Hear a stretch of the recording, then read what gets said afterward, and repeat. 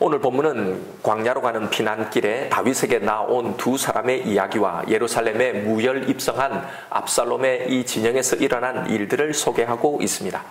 다윗의 피난 행렬이 마루턱을 막 지나자 요나단의 아들 무비보셋의 종인 시바가 나귀 2마리의 음식을 가득 싣고는 지친 다윗을 찾아옵니다. 너무 뜻밖의 방문인지라 놀라 물으니 피난길에 먹으라고 가져왔다는 거예요. 다윗이 그의 주인 무비보셋의 행방을 묻자 무비보셋은 예루살렘에 남아있고 이 난리통에 자신이 다시 왕으로 추대될 것을 기대하고 있노라라고 고해바칩니다. 그러자 다윗은 배신감에 무비보셋의 재산을 시바에게 다 되돌려 줍니다. 그리고 얼마를 좀 더 가자 이번에는 사울의 친족인 시므이가 나타나서 다윗과 그의 신하들에게 돌을 던지며 먼지를 날리며 다윗을 저주하며 따라옵니다. 다윗의 부하인 아비새가 시므이를 죽이겠다고 하자 다윗은 이 또한 하나님의 뜻일지 모르니 그냥 두라고 만류하죠. 이렇게 다윗은 아주 고단한 이런 피난의 여정을 가고 있는 중입니다. 한편 이때 예루살렘에 무혈 입성한 압살롬의 진영은 다윗의 절친 후세의 이 합류로 의기양양한 가운데 전략회의를 하게 됩니다. 가히 신의 한 수를 둔다고 말할 정도의 지략가인 아히도벨이 대국민적으로 이 혁명이 성공했다는 걸 확정 지을 수 있는 묘수를 제안합니다. 바로 다윗이 남긴 후궁과 백주대낮에 백성들이 다 알도록 옥상에서 동침하라는 거였어요. 21절에 그 이유를 이렇게 설명합니다. 아히도벨이 압살롬에게 이르되 왕의 아버지가 남겨두어 왕궁을 지키게 한 후궁들과 더불어 동침하소서. 그리하면 왕께서 왕의 아버지가 미워하는 바 됨을 온 이스라엘이 들으리니 왕과 함께 있는 모든 사람의 힘이 더욱 강하여지리다 하니라. 아히도벨은 바로 이 일을 통해서 압살롬과 다윗이 이제는 건널 수 없는 다리를 건너갔다는 걸 백성들에게 다 알리려고 했던 겁니다. 왜냐하면 아직도 사람들은 그래도 다윗과 압살롬이 부자지간이니까 그래도 나중에는 다윗을 다시 데려와서 상황으로 앉히지 않겠냐라는, 그래서 이 사이에 주저하고 있었는데 이제 압살롬과 다윗이 그래도 영 원수지간이 되지는 않을 거라고 압살롬에게는 마음을 다 온전히 다 주지 않고 어느 정도 여지를 남겨둔 거예요. 그런데 이렇게 선을 넘음으로 둘의 화해는 아예 물 건너가게 된 겁니다. 그러니 이런 상황에 만약 나중에 다윗이 혹시 승리를 해서 돌아오게 되면 압살롬에게 동조한 자신들이 가만히 안 둘 거라는 이 생각하게 만들었어요. 이렇게 이제 뭐 더 이상 화해의 기미는 없으니 이제는 압살롬의 반역에 동참해서 완전히 승리를 하게 만들어야 되겠다라고 만드는 거예요. 이렇게 해서 결집력을 더 결집하게 만드는 거예요. 건널 수 없는 다리를 건넜으니 이제 목숨 걸고 싸울 일밖에 안 남도록 만드는 이런 계산에서 이걸 행하게 한 것입니다. 자, 오늘 이것이 우리가 살펴볼 본문의 내용입니다. 오늘 본문은 이 이야기의 주인공인 다윗의 이야기보다는 정작 오히려 그의 주변 인물들의 이야기가 주류를 이루고 있습니다. 성경은 다윗이 받고 있는 이 징계에 대한 이야기를 지금 하고 있는 중에 왜 이런 다윗 주변의 인물들에게 시선을 돌리고 있는 걸까요? 이들의 이야기는 우리에게 무엇을 말하려고 기록된 것일까 하는 겁니다. 위기 상황이 오면 인간관계의 실체가 다 드러난다는 걸 교훈하는 이야기일까요? 우리는 이 질문으로 본문의 묵상을 시작해 보아야 합니다. 성경은 과연 다윗 주변의 이런 인물들을 통해 무엇을 말해주고 있는 걸까 하는 거예요. 시바는 위기에 처한 다윗을 지금 돕고 있고 시므이는 지금 이 모든 일이 다윗의 범죄에 대한 하나님이 징계라고 하나님의 책망이라는 걸 좀 과하기는 하지만 그래도 다시 한번 이 사실을 아프지만 정확하게 지적해주고 있고, 아히도벨은 마치 하나님이 베푸시는 그런 지략처럼 하나님이 다윗에게 내리시는 이 징계를 더욱더 치밀하게 만들어가고 있죠. 어느 정도 일정 긍정적인 부분들이 있는 것 같이 보입니다. 과연 이들의 이야기는 우리에게 무엇을 전달하고 우리는 이들의 이야기 속에 뭘 읽어내야 할까요? 우리는 먼저 이 다양한 사람들, 오늘 본문에 등장하는 이 사람들의 공통점에 주목해 볼 필요가 있습니다. 그들은 모두 다윗의 징계 이 사건에 직간접적으로 얽혀 있으면서 저마다 각자의 이해관계를 가지고 있다는 사실입니다. 바로 이것이 오늘 본문에서 우리가 살펴볼 중요한 포인트입니다. 등장 순서대로 한번 살펴보죠. 먼저 무비보셋의 종인 시바부터 살펴봅시다. 시바는 다윗의 피난 소식을 듣고는 나귀의 음식을 잔뜩 지고 다윗에게 나오죠. 시바는 과연 무슨 생각을 가지고 다윗에게 나왔을까요? 1절부터 한번 보십시오. 다윗이 마루턱을 조금 지나니 무비보셋의 종 시바가 안장을 지은 두 나귀에 떡 200개와 건포도 100송이와 여름 과일 100개와 포도주 한 가죽 부대를 싣고 다윗을 맞는지라. 왕이 시바에게 이르되 네가 무슨 뜻으로 이것을 가져왔느냐 하니, 시바의 방문에 왜 무슨 의도로 이걸 가져왔을까라고 질문을 던지는 건요, 여기서 시바의 방문이 사실 다윗에게는 매우 의외의 방문이었기 때문입니다. 왜냐하면 사실은 다윗은 시바가 자신에게 그리 좋은 감정을 가지고 있지 않을 거라고 생각했기 때문입니다. 왜냐하면 원래 시바는 사울의 종이었잖아요. 근데 다윗의 명령에 의해서 사울의 손자이자 요나단의 아들인 무비보셋을 섬기게 되었기 때문입니다. 길보아 전투에서 사울과 세 아들이 다 전사해버리면서 사울 왕조는 완전히 종말을 고하게 되자 사울의 왕실 재산이 은근슬쩍 사울의 종인 시바의 차지가 되었던 겁니다. 그런데 그 후에 다윗이 요나단의 아들을 찾는 중에 이 무비보셋을 찾아내죠. 그리고는 갑자기 모든 재산을 다 이 무비보셋에게 돌려주고 너는 그를 주인으로 섬기라 라고 명해버리는 겁니다. 그러니 시바 입장에서는요, 이 무비보셋 때문에, 아니 더 정확하게 말하면 이 다윗 때문에 자신의 재산이 될 수 있었던 이 모든 걸 하루아침에 다 빼앗기게 된 거죠. 그러니 다윗에게 감정이 좋을 리가 없단 말입니다. 그런데 그런 시바가 지금 자신의 어려운 처지를 알고 이렇게 선물을 가지고 찾아오자, 그래서 이상해서 네가 무슨 뜻으로 이것을 가져왔느냐라고 묻는 거예요. 그러면서 무비보셋의 행방을 물은 겁니다. 과연 시바는 무슨 의도로 이것을 다윗에게 가져왔을까요? 그의 의도는 그의 주인인 이 무비보셋의 행방을 다윗에게 고해 바치는 이 대목에서 여실히 나타납니다. 3절을 한번 보십시오. 왕이 이르되 내 주인의 아들이 어디 있느냐 하니 시바가 왕께 이르되 예루살렘에 있는데 그가 말하기를 이스라엘 족속이 오늘 내 아버지의 나라를 내게 돌리리라 하나이다. 사실 여러분, 이것은 새빨간 거짓말이거나 미묘한 이간질이었습니다. 왜냐하면 나중에 19장에서 이 반란이 다 진압되고 다윗이 무비보셋을 다시 만나는 이 장면에서 이 말이 사실이 아니었다는 게 드러납니다. 19장 24절에 보면 그 실상이 이렇게 나옵니다. 사울의 손자 무비보셋이 내려와 왕을 맞으니 그는 왕이 떠난 날부터 평안히 돌아오는 날까지 그의 발을 맵시 내지 아니하며 그의 수염을 깎지 아니하며 옷을 빨지 아니하였더라. 예루살렘에 와서 왕을 맞을 때에 왕이 그에게 물어 이르되 무비보셋이여 네가 어찌하여 나와 함께 가지 아니하였더냐 하니 대답하되 내 주 왕이여 왕의 종인 나는 다리를 절므로 내 나귀의 안장을 지워 그 위에 타고 왕과 함께 가려 하였더니 내 종이 나를 속이고 종인 나를 내 주 왕께 모함하였나이다. 내 주 왕께서는 하나님의 사자와 같으시니 왕의 처분대로 하옵소서. 보십시오. 과연 시바가 의도했던 게 무엇이었을까 하는 겁니다. 시바의 이 미묘한 이간의 이 거짓말을 듣고 다윗이 내린 이 처분에서 알 수 있습니다. 그가 의도했던 게 무엇인지 말입니다. 오늘 본문 4절입니다. 왕이 시바에게 이르되 무비보셋에게 있는 것이 다 네 것이니라 하니라. 시바가 이르되 내가 절하나이다. 내 주 왕이여 내가 왕 앞에서 은혜를 입게 하옵소서 하니라. 바로 자신의 잃어버렸던 재산의 회복이었던 겁니다. 그는 이 혼란을 틈타 자신의 재산을 되찾을 의도로 나온 거였습니다. 이것이 시바의 이야기를 통해 말하려고 하는 내용입니다. 그럼 두 번째 등장인물인 시므의 이야기는 뭘 말하려고 하는 걸까요? 시므이는 다윗의 이 피난 상황에 어떻게 반응하고 있는지를 보십시오. 8절 말씀입니다. 사울의 족속의 모든 피를 여호와께서 네게로 돌리셨도다. 그를 이어 네가 왕이 되었으나 여호와께서 나라를 내 아들 압살롬의 손에 넘기셨도다. 여기서 시므이는 다윗의 피난을 어떤 시각으로 이해하고 있는지가 여기에 드러납니다. 지금 다윗 당신이 네가 겪고 있는 이 모든 상황은 하나님의 징계로 일어난 거다라고 제법 소신 있는 이 발언을 하는 것처럼 보이는데요. 그런데 과연 시므이는 하나님 편에서 다윗의 불의를 지적하기 위해 다윗에게 나와 이렇게 의분을 토하고 있는 걸까요? 나중에 이 반란이 진압되고 다윗이 다시 왕으로 복권되자 급히 다윗에게 나와서 자신의 안위를 구하는 이 대목에서 그의 사람 됨됨이를 알 수가 있습니다. 19장 16절에 보면 이렇게 합니다.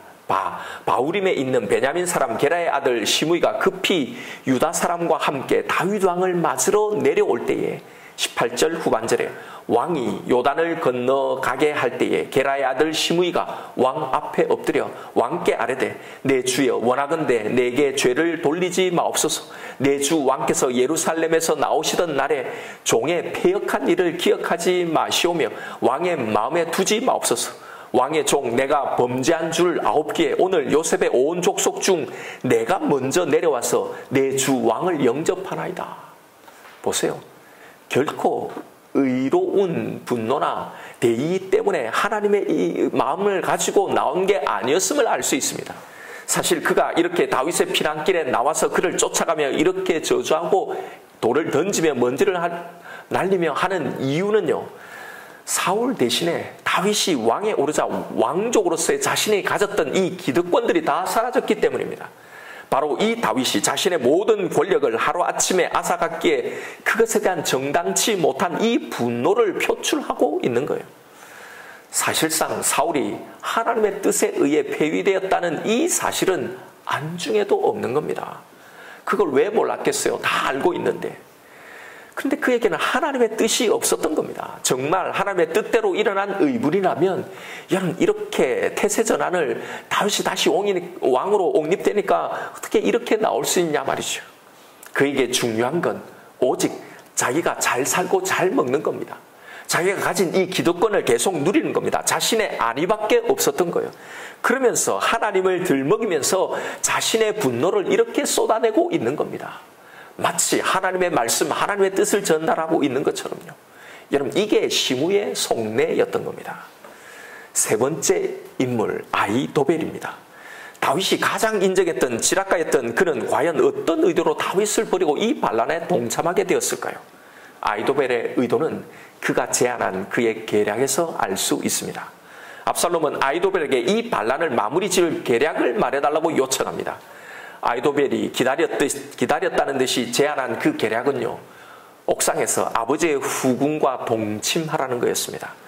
여기서 우리가 주목해야 할 것이 바로 그가 제안한 그 방법과 그 장소입니다. 그가 제안한 방법이 무엇이었습니까? 아버지의 아내, 즉 바로 남의 아내와 동침하는 거였어요. 그리고 그 장소를 정확하게 명시하죠. 여기서 해라고. 다름 아닌 왕궁의 옥상이라는 사실입니다. 그가 제안한 옥상이 어떤 장소였습니까? 바로 다윗이 남의 아내인 이 밧세바와 동침했던 바로 그 장소잖아요. 바로 여기가 그가 압살롬의 모반에 참여한 이유가 드러나는 대목입니다. 아히도벨은 밧세바의 할아버지였어요. 이스라엘에서 당대 왕의 책사, 지략가로 명성을 떨치던 그는 다윗의 이 범죄로 자신과 자신의 가문이 수치를 당했다고 생각했던 것 같습니다. 그가 다윗의 책사에서 압살롬의 모반에 가담했던 것은 바로 이런 그의 개인적인 원한을 갚기 위해서였던 거예요. 그가 비록 하나님께 받은 것 같이 현명한 계략을 그 지혜를 가지고 펼치는 사람이었지만 그러나 개인적인 원한에 눈이 멀게 되자 정말 하나님이 무엇을 원하시는지 그 의도를 전혀 보지 못하고 있는 겁니다. 자, 여러분 보십시오. 여기에 등장하는 이들의 이야기를 통해 성경이 뭘 말하려고 하고 있는지 이게 좀 보이십니까? 이 세 사람 외에 마지막으로 이 이야기에서 살펴볼 사람이 있습니다. 바로 압살롬입니다. 압살롬은 어떤가요? 사실 지금 진행되고 있는 이 모든 일의 주관자는 누구입니까? 하나님이시잖아요. 그렇다면 압살롬은 과연 이 상황을 어떻게 이해하고 있을까요? 지금 이 일에 대한 그의 관점과 그의 해석이 본문에 나타나고 있습니다. 그의 속내는 다윗의 친구인 이 후세가 위장전향하는 이 대목에서 발견할 수 있습니다. 압살롬은 역시 예리하게 후세의 전향에 대해서 처음에는 의심을 하죠. 17절을 보십시오. 압살롬이 후세에게 이르되 이것이 네가 친구를 후대하는 것이냐? 네가 어찌하여 네 친구와 함께 가지 아니하였느냐 하니. 여기 이 친구란 다윗을 말하는 거죠. 여기서 후대라는 이 말은 헤세드라는 말입니다. 은혜, 사랑, 인애라는 말이에요. 신실함이란 말이에요. 지금 네가 이렇게 하는 것이 네 친구 다윗이 너에게 베푼 그 인애, 그 사랑에 대한 보답이냐라는 책망이에요. 네가 지금 이렇게 하는 건 이 헤세드를 배신하는 것 아니냐라는 말입니다. 여러분, 성경은 바로 이 장면을 통해 압살롬의 지금의 이 영성을 적나라하게 고발하고 있는 겁니다. 생각해 보십시오. 자신의 아버지 다윗은 자신에게 어땠습니까? 바로 이 후대 헤세드를 베풀었어요.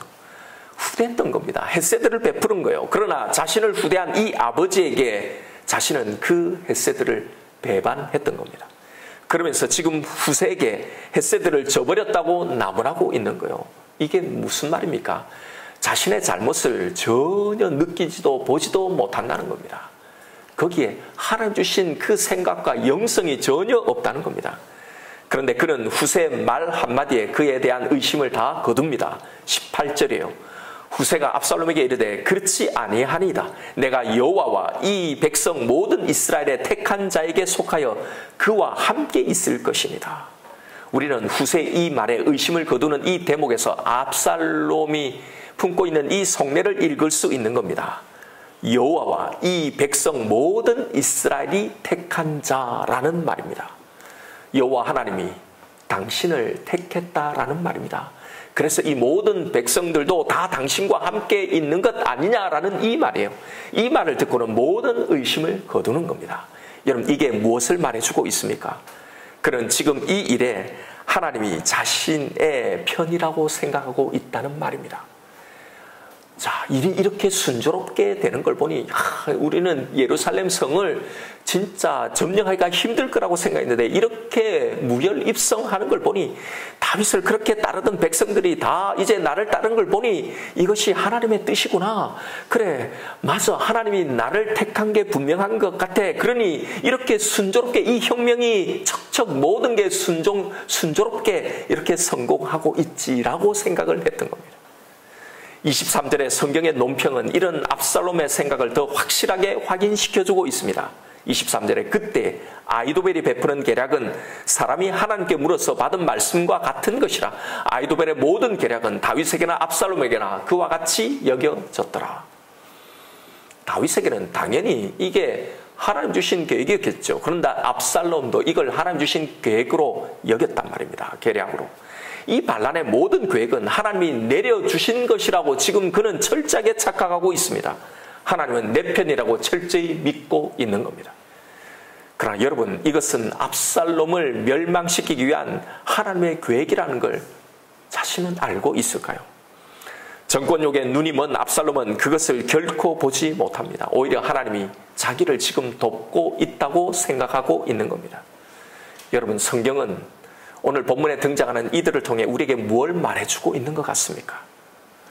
인간의 자기 중심성에 대한 지적입니다. 하나님이 당신의 목적과 그 계획 속에서 일으키시는 이 한 사건, 하나님은 당신의 뜻과 계획이 있어요. 이 일으키시는 이 사건에 대해 하나님의 그 중심성, 하나님의 계획을 가지고 보지 못하고 저마다 각각의 자기의 의도와 목적을 가지고 반응하고 있는 인간의 지독한 자기 중심성을 지적하고 있는 이야기입니다. 하나님은 다윗을 패하신 것이 아니었잖아요. 그를 통해 죄의 심각성과 그 결과가 얼만큼 무서운 건지를 보여주시기 위함이었습니다. 이걸 통해 다윗의 무너진 영성을 다시 회복시키셔서 더 신실한 종으로 사용하시기 위한 일시적인 징계였을 뿐인데, 오늘 본문에 등장하는 주변 인물들은 저마다의 그 의도와 목적을 가지고 그걸 이용하려고 하고 심지어는 하나님의 뜻을 곡해하고 있다는 사실입니다. 압살롬과 아히도벨은 자신들의 반란과 다윗의 이 후궁들을 백주대낮 옥상에서 범하는 이 계략이 나단을 통해 다윗에게 선언한 하나님의 심판을 성취하는 것인 줄 그들은 알고 있을까요? 그들은 다 하나같이 하나님의 시각으로 이것들을 바라보지 못하는 겁니다. 그들은 하나같이 하나님이 자신의 편이라고 착각하고 있는 겁니다. 시바는 이 일 속에서 오직 자신의 재산을 되찾기 위해 오직 이게 목적이에요. 여기에 혈안이 되어 있는 겁니다. 그런데 사실 이건 원래 자신의 것이 아니잖아요. 그랬는데도 자기의 것이라고 생각하고 그걸 되찾기 위해서 거짓말도 서슴지 않는 겁니다. 다리를 절어서 누군가 도와주지 않으면 어떻게 할 수 없는 이 무비보셋의 이 상황과 그가 했던 그 말들을 자기에게 유리하게 편집하고 왜곡해서 전달하며 이간질하고 있는 거예요. 오직 자기의 목적만이 있는 겁니다. 다윗을 돕는 것 같고 하나님 편에선 자기는 하나님 편의 선에 있는 것 같지만 사실 그의 의도와 목적은 전혀 하나님이 없었어요. 시므이도 하나님이 다윗 당신에게 이렇게 한 거라고 하나님의 징계라고 외치지만 실상 그의 마음에는 하나님의 뜻이 전무했습니다. 자신의 억울함만이 있었던 거예요. 그런데 그건 전혀 정당한 억울함이 아니죠. 부당한 억울함입니다. 그런데도 하나님을 덜먹이면서 자신의 분노를 그렇게 쏟아내고 있는 거예요. 아히도벨도 이런 다윗은 하나님의 이 거룩한 나라, 하나님의 거룩한 백성의 왕이 될 수 없다고 마치 하나님처럼 그 하나님의 거룩한 의분으로 이렇게 말하고 있는 것 같지만 자신의 변심을 정당화하지만 실상 거기에는 하나님의 뜻이 없었습니다. 오직 자신과 자신의 가문의 수치를 안겨준 이 다윗에 대한 보복불이었던 겁니다. 여러분, 바로 이것이 여기에 소개하고 있는 성경이 우리에게 들려주는 이 인물들의 가진 공통점입니다. 성경은 바로 이것을 말하려고 하고 있는 거예요. 이 인간들의 지독한 자기 중심성 말입니다. 그러면서도 다 하나님의 뜻을 가장하고 있는 겁니다. 여러분, 이들이 그냥 이런 일들을 벌였을까요? 나름 신앙의 정당성을 다 확보해 놓고 하는 겁니다. 여러분, 오늘 본문에 등장하는 이 사람들, 오늘 이 시대로 말하면 교회 다니고 신앙생활하는 신자들입니다. 요즘 말로 따지자면 모두 다 이들은 지금 기도하면서 이 일을 지쟁하고 있을 거란 말입니다. 이 일이 꼭 성공하게 해달라고 아마 주변 인물들에게 기도 부탁도 하고 그랬을 겁니다. 이것이 우리가 본문에서 주목해 보아야 할 자기 중심성입니다. 여러분, 나는 어떤가요? 우리의 생각은 어떨까요? 오늘 이 본문을 보면서 나를 한번 돌아보십시오. 우리는 하나님은 나를 도와주셔야 한다고 생각합니다. 지금 이 일이, 이 기도 제목이 하나님 안에 정당한가 아닌가에 대한 고려는 없습니다. 물론 우리가 노골적으로 그렇게 죄를 짓지는 않지요. 그러나 내가 필요하고 내가 원하는 것이면 그건 무조건 나에게 다 선한 것이 되어 있는 겁니다. 그래서 그것을 위해 하나님은 일해 주셔야 한다고 생각합니다. 그래서 나를 위해 일하시지 않는 그 하나님에 대한 그런 이해가 없는 겁니다. 그 하나님에 대한 섭섭함과 서운함이 바로 우리의 자기 중심성에 기인하고 있단 말입니다. 우리도 하나님의 뜻을 확인하는 작업을 하기는 합니다. 안 하지 않죠. 그러나 우리가 고작 하나님의 뜻을 확인하는 방식은요, 압살롬의 방식과 크게 다르지 않다는 겁니다. 내 계획과 내 생각하는 대로, 내 기도한 그대로 잘 되는 것을 보면 이것이 하나님의 뜻이라고 확신합니다. 반대로 자기가 생각했던 대로 진행되지 않으면 하나님이 막으신다고 생각하는 거죠. 우리는 하나님의 계획과 의도를 우리 중심적으로 이해하고 판단할 때가 많습니다. 때로는 심지어 이런 식으로도 하나님의 뜻을 확인하려는 최소한의 노력조차도 하지 않을 때가 너무나 많습니다. 그저 내가 잘 되면 하나님도 손해보는 것 없지 않느냐라고 생각하는 거죠. 그래서 내가 잘 되는 것이 하나님의 뜻이라는 것이죠. 사실 거기에는 이미 하나님의 뜻 같은 것은 존재하지 않습니다. 내 계획과 내 목적만이 존재합니다. 그러면서 우리는 그것을 이루기 위해 기도합니다. 오늘 본문에 등장하는 이 인물들처럼 말이죠. 사실 하나님의 뜻과 계획을 단번에 알 수 없는 경우가 너무나 많습니다. 여러분, 그렇다면 과연 우리는 하나님의 마음을 어떻게 확인하며 어떻게 내 중심성을 극복할 수 있을까요? 먼저 지금 겪고 있는 나의 이 일 속에, 내가 하고 있는 이 기도 제목 속에서 내가 무엇을 바라고 원하고 있는지를 확인하는 작업입니다. 그리고 그것이 하나님을 향해 정당한가를 점검하는 겁니다. 이것이 정말 하나님이 원하시는 것일까? 여러분, 반드시 이 과정을 거쳐야 합니다. 오늘 본문에 등장하고 있는 이 인물들도 만약 이런 과정을 거쳤더라면 자신이 하려고 하고 있는 그 일, 마음먹은 그 결심, 그 바닥 깊은 곳에 잠재하고 있었던 이 자기 중심성을 발견했을 겁니다. 여러분, 이 영적인 작업을 아주 치열하게 해 나가야 하는 겁니다. 신앙생활은 바로 이겁니다. 내 원하는 것, 내 목적, 내 의도를 딱 빨리 하나님의 기도 응답을 통해서 이루어 나가는 게 아니라 내가 지금 하려고 하고 있는 이것이 과연 하나님의 뜻에 합한가? 여기에 하나님의 의도는 무엇인가? 하나님이 어떠한 눈으로 이것을 바라보고 있는가를 발견하는 일입니다. 여러분, 그래서 우리는 이 작업을 치열하게 해 나가야 합니다. 기도 몇 번 한다고 되는 것이 아닙니다. 끊임없이 내 마음속에 깊은 그 의도, 내 속내를 파내는 작업을 해야 합니다. 여기서 내가 바라보는 바가 내가 내려놓아야 할 내 욕심인지 아니면 하나님이 나에게 주신 열정인지가 분별이 되는 겁니다. 만약 그것이 내 욕망이고 내 욕심이라면 하나님의 뜻 안에서 그것을 반드시 처리하고 다루어야 하는 거예요. 그것을 처리하지 못했기에 하나님의 뜻이라고 합리화시키는 일들이 우리의 기도 속에, 우리의 신앙 속에 일어나는 거예요. 그가 누구입니까? 오늘 본문에 보여주는 신자들의 모습, 압살롬과 아히도벨과 시므이와 시바가 그랬던 것처럼 말입니다. 그 속에는 하나님 앞에서 처리하지 못한 각자의 욕망만이 그대로 남아 있었던 겁니다. 여러분, 내 생각대로 일이 잘 풀려나간다고요. 무조건 그것이 하나님이 지금 허락하고 용인하는 길이 아닐 수도 있다는 걸 명심해야 합니다. 또한 반대로 내가 결단하고 가는 길이 막힘이 있다고요. 그것이 하나님의 뜻이 아니라고 단정 지으면 안 되는 겁니다. 끊임없이 내 중심성을 극복하려는 영적인 작업들을 해야 합니다. 힘들지만 내 중심성에서 하나님의 중심으로 옮겨가는 이 영적인 싸움들을 반드시 해야 합니다. 여러분, 오늘 이 밤에 기도할 제목들이 있습니까? 지금 기도하고 있는 것이 있습니까? 진행 중인 일이 있습니까? 어떤 일들을 보면서 내가 품고 있는 생각들, 내 판단들, 내 계획들이 있습니까? 여러분, 기도는 다 합니다. 그러나 그것으로 충분하지 않습니다. 그 일이, 내 기도가, 지금 하고 있는 내 기도가 하나님의 중심인지 내 중심인지를 확인하시길 바랍니다. 내 중심성을 가지고 하는 기도는요, 아무런 의미가 없습니다. 여러분, 속지 마십시오. 기도하면 하나님이 내 소원, 내게 좋은 것을 이루어 주신다. 여러분, 이게 진짜 소망의 메시지가 아닙니다. 우리는 하나님의 영광을 위해 지음받은 존재예요. 그 영광을 위해 살아갈 때 우리가 내 중심성을 버리고 하나님 중심성을 가지고 내 삶을 살아갈 때요, 그것이 우리에게 가장 궁극적인 행복을 가져다 줄 수 있는 길입니다.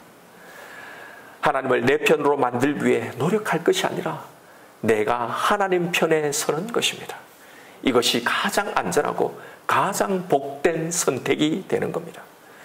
여러분, 정말 하나님의 뜻을 알고 싶나요? 정말 그의 영광이 되는 그런 삶을 살고 싶습니까?